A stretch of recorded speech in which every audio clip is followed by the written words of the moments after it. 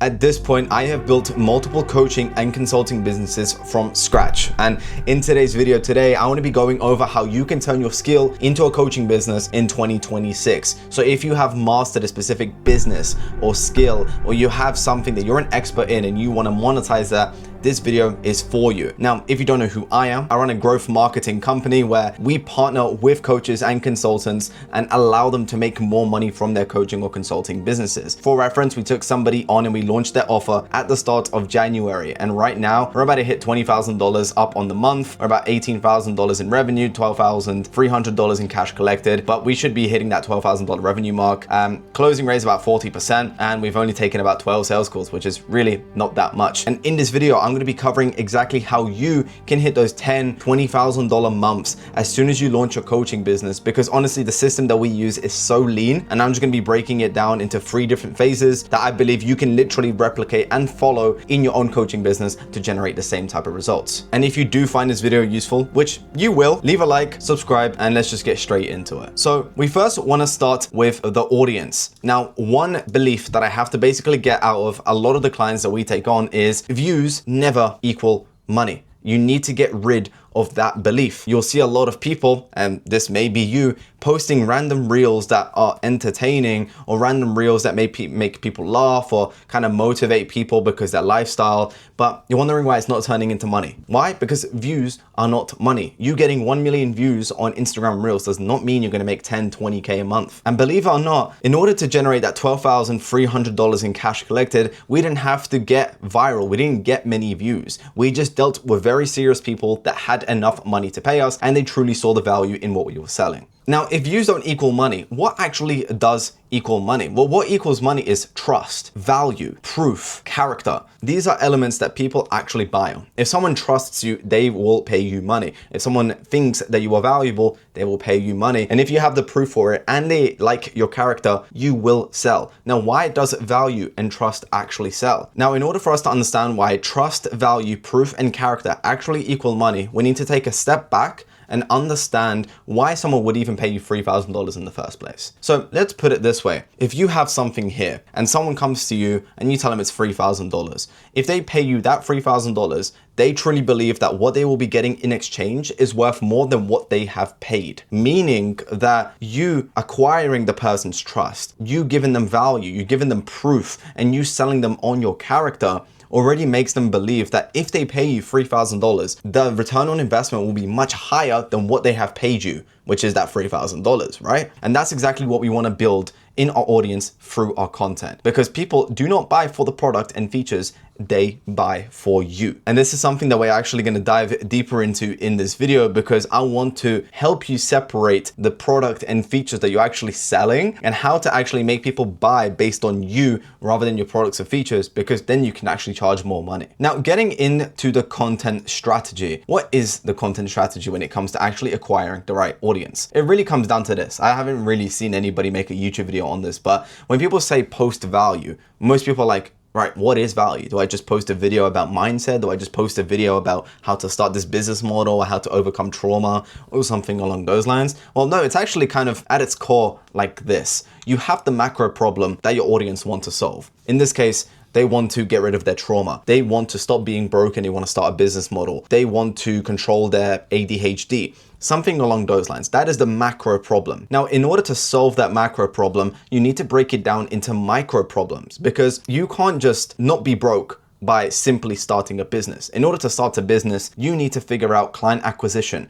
You need to figure out client fulfillment. You need to figure out how to run ads, perhaps. You need to figure out sales, okay? And there's more and more and more things that they will encounter trying to solve this macro problem. Same as healing trauma. Maybe they need to reminisce what actually caused that trauma. Now they need to figure out exactly how to overcome that. Now they need to figure out how to actually live with themselves with this new way of thinking, and so on and so forth, right? And there's multiple different problems that they will encounter, or I call them micro problems, in order to solve this macro problem. And let me give you one more example. If you want to get shredded, now you need to eat the right food or consume the right amount of calories. You also need to do the right type of exercises so you don't get completely skinny. And now you also need to figure out your routine in terms of how you're going to fit this food in. There's multiple other variables to just getting shredded. And that's the main thing. Now, why am I telling you all of this? This might seem completely useless. Well, these micro problems that you have kind of identified now of whatever you're actually selling,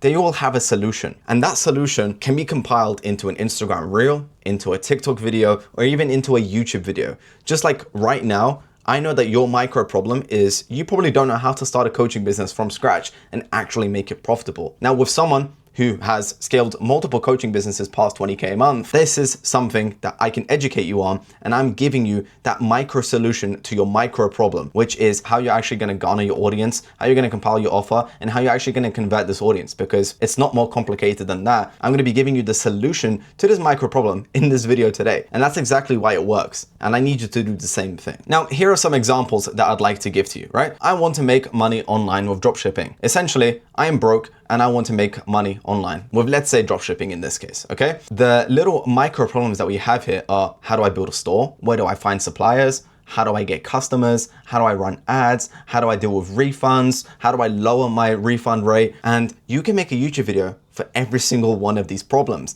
Dropshipping ads guide, proven store framework, ultimate 0% refund guide, best organic marketing strategy, best websites to find suppliers, top 10 mistakes beginners make, so on and so forth. And you have an infinite amount of ideas only because you know your audience very well, you know the market very well, and you know exactly what type of problems they encounter. Therefore, you can solve them. And especially if you are an expert of the field that you are teaching, this is going to become so easy. This is basically what we teach our clients as well. And by the way, if you are finding this video valuable so far, as I said, I run a growth marketing company where we partner with coaches and consultants just like yourself, launching that coaching business and actually building a strong foundation to scale to those 7-figure revenue marks. And if you want my help implementing everything I go over in this video today, I basically offer a business audit directly with me that I will leave in the first link in the description. It's basically free of charge. I don't charge anything for that call. And we go into your business, we see potentially what could be stopping your business from growing or even starting, what bottlenecks you're encountering,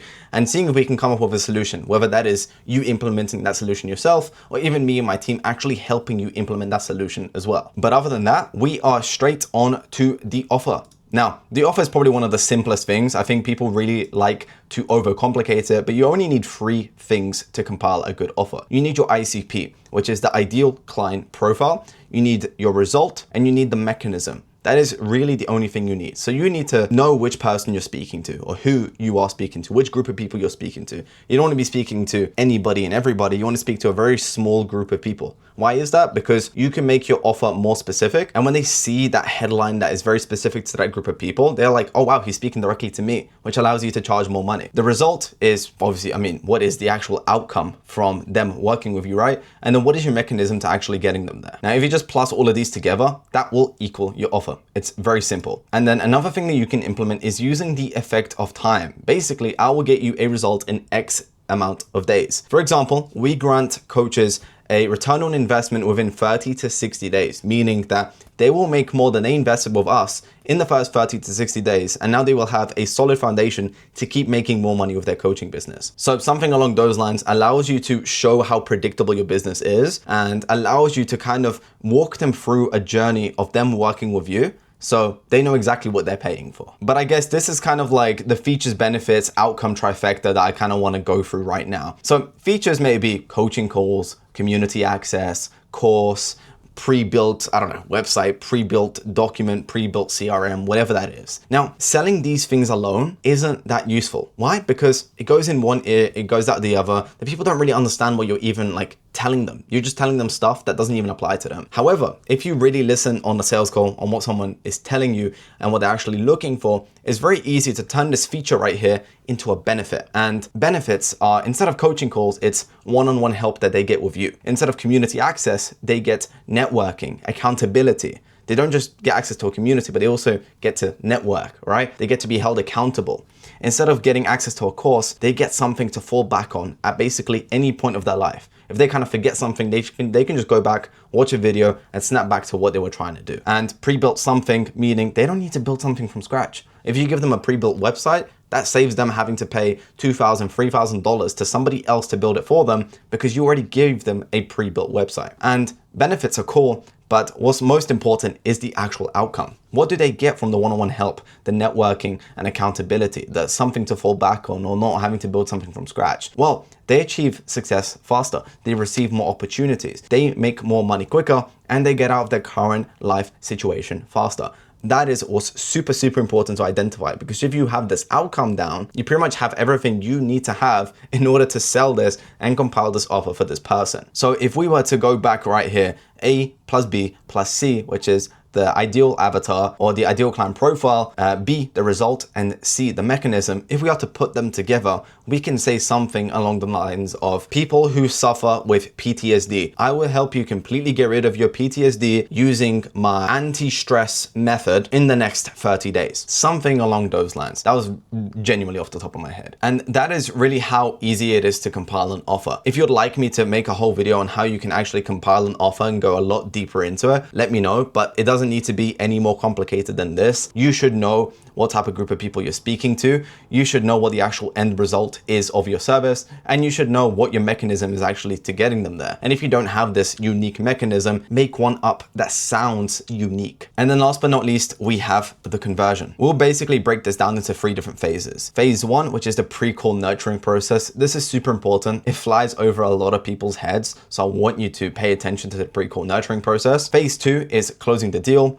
And last but not least, phase 3 is actually setting the tone for the rest of the partnership so you make as much money and even upsell them down the line. So phase 1 is the pre-call nurturing process. This is super simple. This can always be you or a setup that you hire, but essentially the whole point of this is they will or you will call the prospect, and the end goal of that conversation is to kind of just get to know them a little better, know their current situation, their desired situation, and last but not least, qualify or disqualify them, right? So what do we actually want to qualify or disqualify them on? Well, first thing is finance.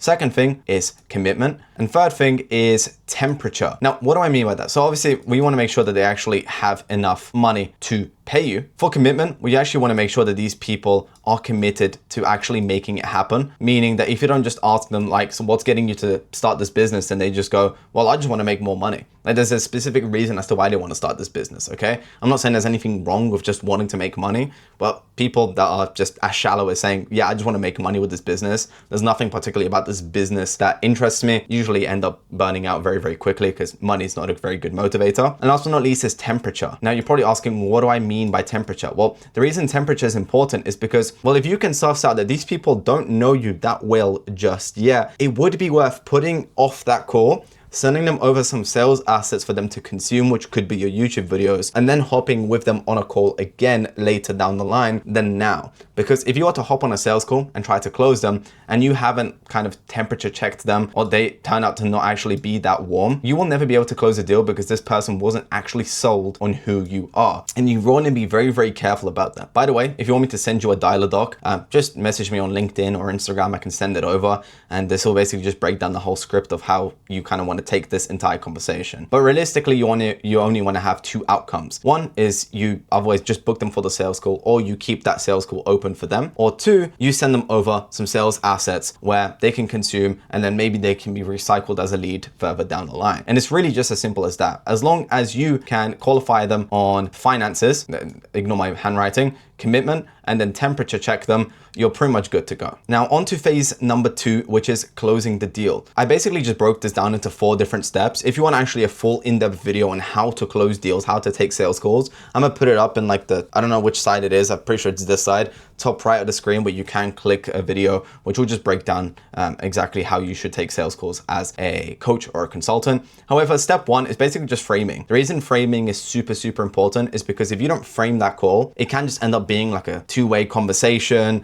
and then it just doesn't really end up how you want it. And when you drop the price, they're like, yeah, well, you know what, man, like let me just get back to you. And it's really hard to objection handle them because the frame was wrong. So I mean, really how you set the call at the start is really how it will go and how it will end. And the one thing you want to focus on is making the prospect bend to your frame, not the other way around. Kind of like a doctor, right? You don't just have a conversation with a doctor and leave. What you do is that doctor is the expert. You sit there, you listen to what he has to say, and any questions he asks, you answer. That's the same way you want to frame this. And last but not least, just be confident to actually lead the call. If you can't lead the call, you're not going to be able to close the deal. So you can basically say something along the lines of this.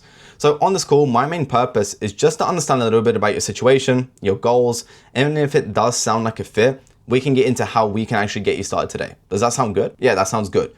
Awesome. And you just dive straight into it. This right here kind of sets the expectation that you will be the one asking them the questions, they'll be the one answering the questions. And if it does sound like a fit, you can then have a conversation around them getting started and whether it's actually a fit for them. And step 2 is diagnosis. The main objective right here is just to understand their current situation, their desired situation, and most importantly, what they have tried in the past to fix it. Now, as I said earlier, you want to act as if you're a doctor and you're dealing with a patient. You're not having a conversation, you're not having an e-coffee chat over Zoom or Google Meets. You are the doctor in the situation, they are the patient, you are trying to diagnose their problems, where they want to get to, and exactly what they have tried. Because if you're the expert and they've tried something and it clearly hasn't worked for them, you can call them out on that and tell them why it hasn't worked. And now this positions you much higher because you know your stuff. They don't, and now they're like, all right, cool, this person knows his stuff and I kind of want to pay him money. But you really want to know where they are currently specifically and where they want to be specifically, because then you'll be able to use this as leverage further in the call. And if you are asking these questions of like what they currently do, what they have tried in the past, don't let these vague answers slide. If it's something just a little vague, question it. Be like, what do you mean by that?